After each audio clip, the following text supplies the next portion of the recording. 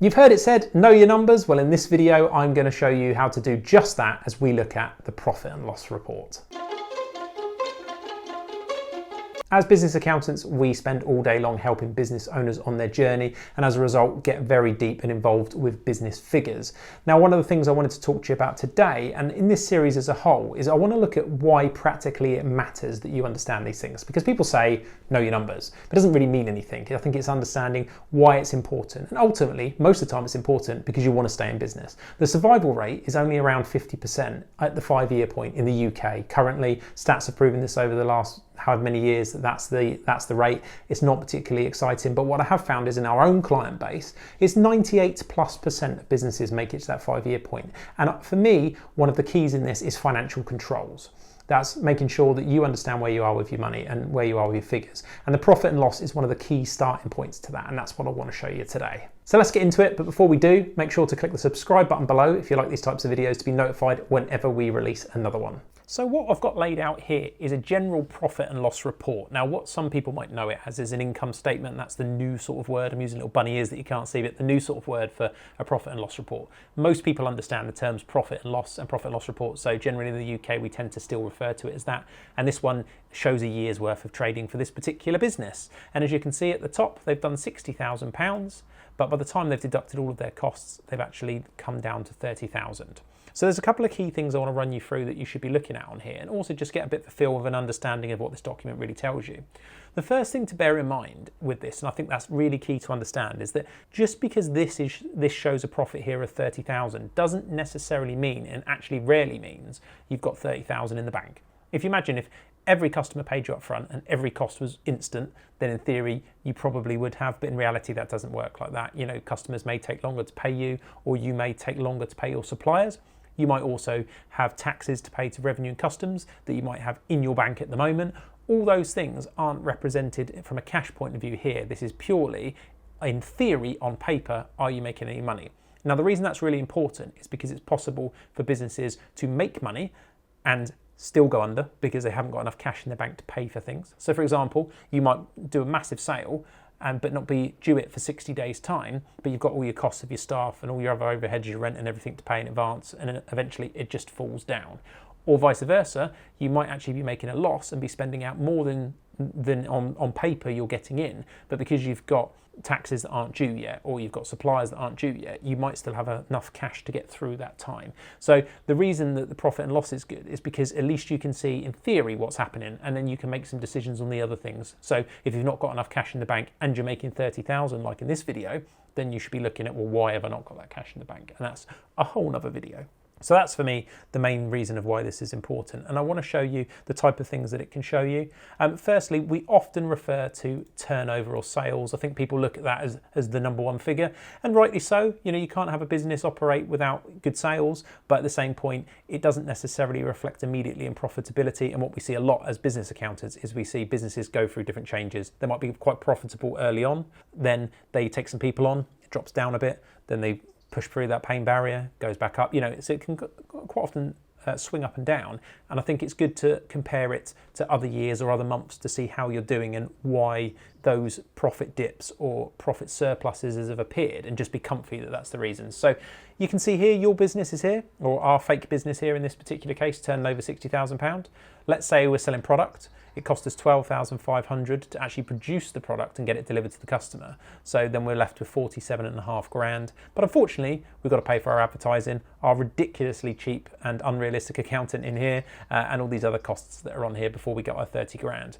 Our friend's business, who seems to be doing well, he's got a big shop, it looks good, he's turning over 200 grand, that's a pretty impressive figure, but actually his products are costing him 160 grand, so he's only making 40,000, and we'll come back to this in a minute, 40,000 gross profit. So although he's doing an absolute ton more than you, it's actually making less money, and in this unrealistic example, he's actually got the same overheads as you, and you can see he's doing less money. So turnover, yeah, people often say it's for vanity, and I think that that's not entirely true. You need it to be there to generate sales and grow your business. But at the same point, you can see ultimately this is if we're looking for profits, this is what we're really interested in, is how much money are we actually making after everything's paid, regardless of this figure. And actually sometimes with businesses, we see there are situations where you might want to lower this by increasing your price and maybe some customers drop off, but you can actually make more money. And again, we'll do a video on that because it's a really critical thing to understand. But one of the things that's good about profit and loss report is you can use it like a tool. And again, we'll probably do some more videos in the series on this if we haven't already, where we talk about doing those particular calculations and tools to help you. But if I just show you one example, and I'm going to stick around this, I think this is one of the most important figures on the profit and loss, and actually gross profit. So that's actually, of all the things you're selling, what's it costing to deliver it, and then what have we got at the end of it? Because sometimes you can do things about these, because you might, I don't know, get a cheaper cutter software subscription or something like that, but you might not necessarily be looking at, okay, well, I'm buying this particular product in at X rate, and actually if I dropped it by 1%, what would happen? And it's a tool for that. So if you look here, one really interesting thing that's worth calculating is your gross profit margin. So all you do is you take this figure, your gross profit, put it in your calculator, press the divide button, and put 60,000 in, which is your sales, and it gives you a percentage. And what that means is that 79% there means that whatever number this is, if you times it by 79.17%, it will give you what you would actually make out of there based on what it cost you per product and everything else at the moment. And that's a real key figure, because you can do things like work out, well, what happened actually if I made that 1% higher. I reduced my costs or raised my price up here, and you can see there's a big impact. But it allows you to just, if you're planning to go in and stick, well, actually, if I wanted to go up to 80,000 at the top end up here, what does that look like for actual money here and ultimately money here? So it's a tool. And again, there's another video that we're doing on this at the moment, but it just gives you an overview of the type of things that you can do. And then what you can then do here, so like I say, we've increased it by 1%. So we've seen if we just increased our gross profit margin by 1%, in this particular case, we've lowered the costs. If you have a look there, there's 12,500 it took. We managed to buy the product slightly cheaper by 1%. You can see it added £600 to our bottom line profit. So it is a really, really good tool for playing around with that. But there's some of the things that you can do.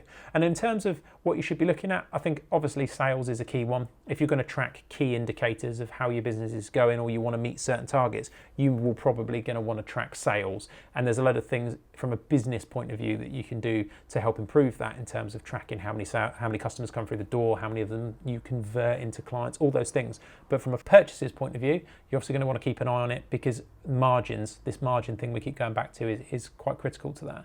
And then knowing what actually you are paying out for each month. I think in a world where we live in a subscription-based economy, effectively, where everything's on subscription, it's just £10 here or just £6 here, software particularly can really, really ramp up. And you can, sometimes it really is a learning point for a lot of business owners to look at this and say, actually, do you know what? I didn't realise I was spending that.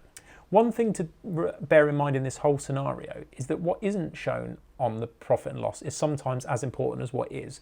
So you'll notice, if you've heard the word dividends before, so sometimes business owners of limited companies will take out dividends as well as salary. Your salary element would be shown on here, the same as any wages that you pay to other people.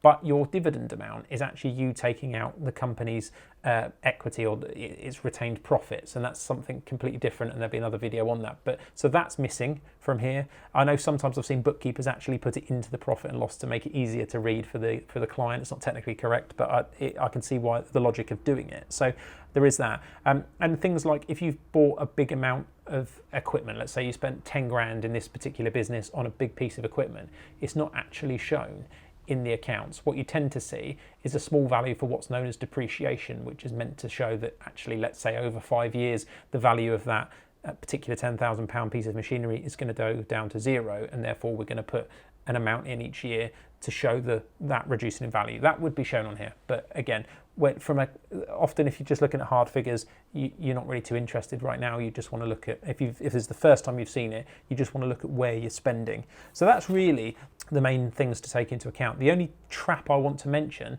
is that in purchases, if you're dealing with something where you've got a lot of stock, it's really, really important to make sure, if you've got a bookkeeper, ask them, or an accountant, ask them, is that adjusted for the amount of stock you've got in your warehouse, or in your shoebox, or wherever else you keep your stock. I've got stamp dealers that have stock in a shoebox that's worth quite a lot of money. These kind of things. So check that out. The reason that's important is, if you imagine, if this doesn't adjust for stock, let's say we've spent £11,900, but we haven't sold some of it. Really, it shouldn't be in here, because we only want to know what did it cost to make that £60,000. So that's something to bear in mind. And again, it's something to look at in more depth, but for now, just be aware, if you have got stock, you'll want to have reflected how much stock you've got in your warehouse in this print, or at least know, is that 11,900 the exact amount that it cost to make that 60,000? And that's it. That's a basic overview of a small business profit and loss account. If you've enjoyed this video, please do subscribe and share it with anybody in your network and anybody that you think would benefit. Until next time, we'll see you on the next one.